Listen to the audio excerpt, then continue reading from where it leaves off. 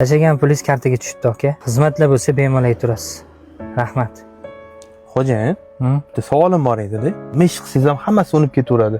Buni siri nimada? Kim? Mani aka oching. Kiring ichkariga. Bunaqa qilmay odamga. O'tiring, ada. Ichmang deyapman sizga. Faqat ichib odamni sharmanda qilib hamma yoqda. Nima bo'ldi? Mahallani boshida kelyapman aka. Aruda yotibdilar-da. Yana Sardor deb baqiryaptilar. O'rtoqlarimni oldicha odam sharmanda bo'lib ketdi-yu. Bularni yo qariyali uyga tiqaylik yoki больницаga olib borib bu narsa qilaylik yoki qachongacha bunaqa yuramiz? Bosh ko'tara olmayapti odam ko'chada. Bizlarni dunyoga kelishimizga sababchi bo'lgan insondan uyaladigan bo'lib qoldim, ukam. Kerak emas aka menga bunaqa. Qo'maras! Nima meni uraverasiz? Yo'qol xonangga. O'yis qarang unda.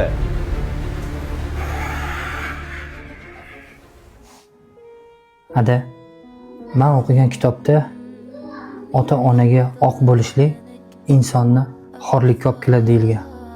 Men sizni roziligingiz uchun hamma narsaga tayyorman. Ada, ko'nglingiz nimani tusyapti? Xohlaysizmi? Eng qimmat arolni olib beraman sizga. Siz nimani xohlasangiz shuni olib beraman.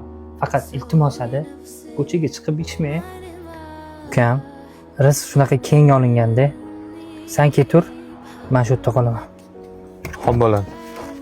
Ha, biz shunaqa bolalarni bilamizki, otasi o'lim to'shigini ustida yotganda uni ko'rgani tabiblar kelgan, doktorlar kelgan, aniq diagnostikani qo'yishgan. Uka, otangiz yoki 10 kun yoki 15 kun muddati qoldi, harakatingizni qilib qo'yavering deganda, o'g'il otani oldiga kirsa, otasi o'g'liga qarab, bolam, falon joyda bir tabib bor ekan, birov borib kelmaysizmi desa, otasini o'lishini biladi.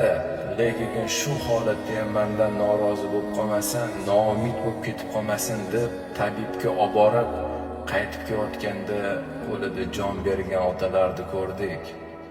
Shu bolalarning orqasidan hozir dunyo qo'ylab yuribdi.